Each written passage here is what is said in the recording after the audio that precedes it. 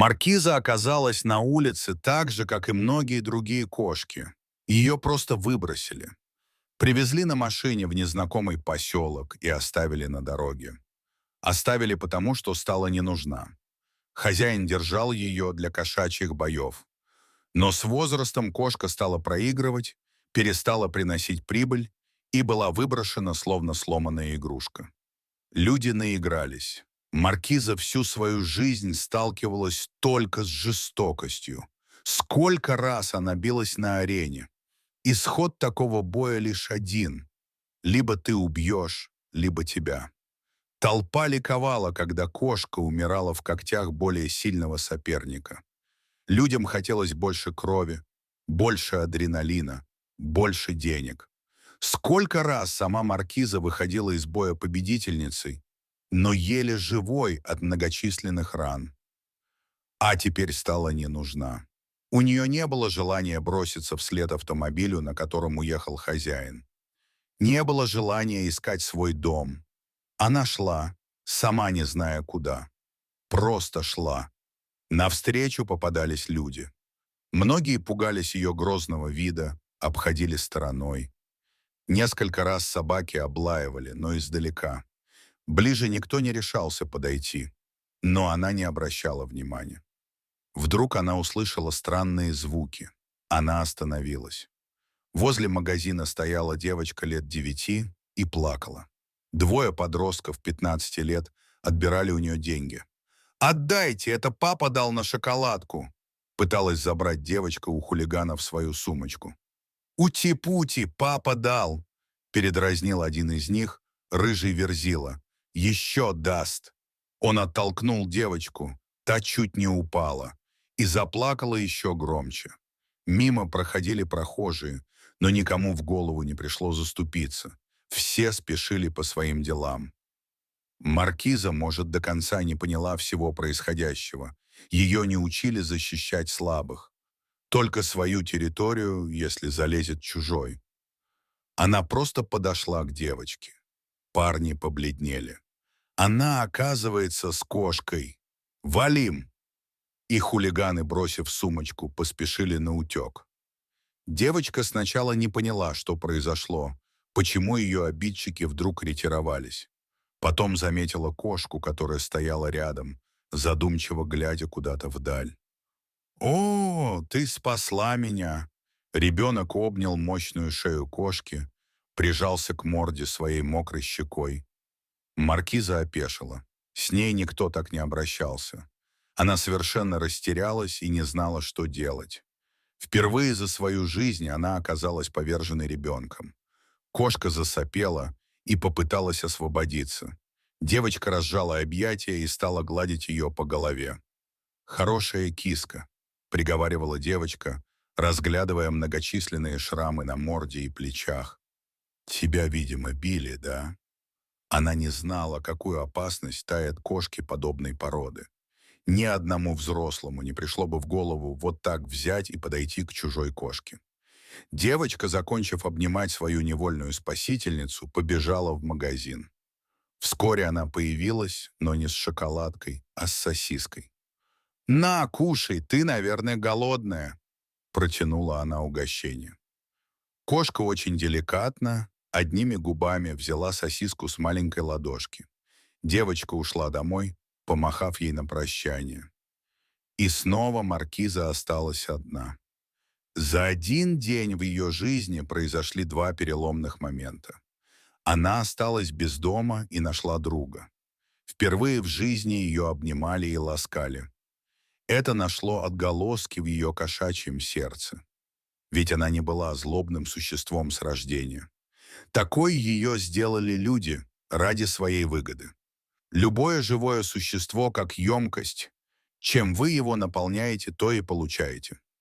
Через несколько дней девочка снова появилась возле магазина. И сразу заметила Маркизу, которая лежала в тени кустов. При виде маленького и хрупкого существа кошка поднялась и едва заметно вильнула хвостом. Девочка принесла бутерброды с колбасой. Все это кошка съела до единой крошечки. Девочка весело засмеялась и пошла в магазин за мороженым. Потом они вместе пошли гулять. Маркиза гордо шла рядом, поглядывая на свою спутницу, а та без умолку болтала, и ее нежный голосок звенел колокольчиком. Вскоре это перешло в некую традицию. Каждый раз, когда девочка приходила в магазин, они вместе шли гулять. Чаще на небольшой пруд, что располагался недалеко. Здесь они нашли для себя игру. Девочка бросала палку в воду, а кошка с разбегу прыгала за ней. Было очень весело. Однажды девочка, как и прежде, пришла к ней, но не одна. С ней был ее отец. «Вот она спасла меня. А еще мы играем. Она очень хорошая и добрая. Ну, пожалуйста, папочка, давай возьмем ее к себе». Мужчина с ужасом смотрел на мощную шею, широкую грудь, многочисленные шрамы. Хоть кошка изрядно исхудала, в ней чувствовалась былая мощь. И слова «добрая» и «хорошая» ну никак не подходили к этой кошке. «Ну, не знаю, дочка. Это довольно опасная порода. Я не хочу, чтобы она жила у нас». Маркиза спокойно сидела и наблюдала, словно понимая, что сейчас решается ее судьба. Девочка долго уговаривала отца. Под конец и вовсе расплакалась. Мужчина сказал, что они с мамой еще подумают. Прошла практически неделя. Девочка больше не появлялась. И Маркиза затосковала. Она прежде не знала этого чувства. С понурым видом кошка слонялась по поселку и все ждала, когда же придет ее друг. И вот однажды она пришла. Снова с отцом. Они надели на кошку новый ошейник. Девочка сама взяла крепкий поводок и повела за собой Маркизу. Она не сопротивлялась. Так у нее появилась новая семья. Ей отвели место в прихожей, постелили мягкую подстилку. Она даже и не представляла, с каким трудом девочка уговорила родителей взять ее домой. Они были категорически против кошки. Особенно такой. Маленькую. Пожалуйста, пойдем и купим, хоть сейчас. Но девочке не нужна была никакая другая кошка. Только эта угрюмая кошка. И вот, через неделю препирательств, родители сдались. Маркиза в полной мере оправдала доверие девочки. Она не доставляла никаких хлопот. Вела себя тихо, с гостями, сдержанно. И вскоре из коридора она перебралась в комнату девочки. Однажды вся семья, в том числе и Маркиза, поехали на озеро. Девочка носилась со своей четвероногой подругой по песку, бросала палки. Вдруг неподалеку от них остановился черный джип. Кошка сразу насторожилась и прекратила играть. Вышедший из машины мужчина направился к ним. Отец девочки поприветствовал гостя, тот стал расспрашивать о рыбалке, водится ли здесь рыба, в каких местах лучше клюет. В это время подбежала девочка в сопровождении Маркизы. «О, так это же моя кошка!» — воскликнул мужчина. «Маркиза, ко мне!» Но кошка даже не шелохнулась. Отец семейства объяснил, что подобрали ее на улице, худую и грязную. «Ну да, это я ее оставил. В наказание, так сказать. А то работать не хочет», — самодовольно ответил мужчина. После этого он потребовал отдать кошку обратно. «Это не ваша кошка», — заступилась за подругу девочка. «Она моя. И она мой друг. Я ее ни за что не отдам. Она моя». Вмешались и родители. Они видели, как любит девочка кошку, и как та, в свою очередь, привязана к их ребенку. Но бывший хозяин Маркизы был иного мнения. «Да вы знаете, кто я! Я вас в тюрьму засажу! Напишу заявление, что это вы украли у меня кошку!» С этими словами он схватил кошку за ошейник.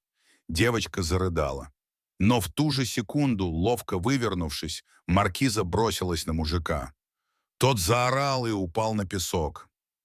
Родители поспешили оттащить кошку. Поднявшись, непрошенный гость сыпал проклятиями и оскорблениями. По руке стекала кровь. Кошка сделала еще одну попытку броситься, хотя ее крепко держали за ошейник. Но этого хватило. Бывший хозяин поспешил сесть в машину и дал по газам. Девочка, все еще рыдая, обнимала свою подругу, а та улыбалась во всю свою кошачью пасть. Впервые за свою жизнь. Даже отец девочки подошел и потрепал кошку по голове, и мать, вытирая украдкой слезы, почесала ее за ухом. Дул легкий и свежий ветерок. В прибрежных кустах весело пели птицы. Где-то недалеко носились за мошкарой ласточки-береговушки. Маркиза лежала на солнышке, блаженно жмурясь. Девочка сидела рядом и плела венок из одуванчиков. И она была самой счастливой кошкой на всем белом свете. Верность кошки не купишь ни за какие сокровища мира. Она либо любит, либо нет. Третьего просто не дано. Недаром говорят, что кошки — это ангелы, спустившиеся с небес,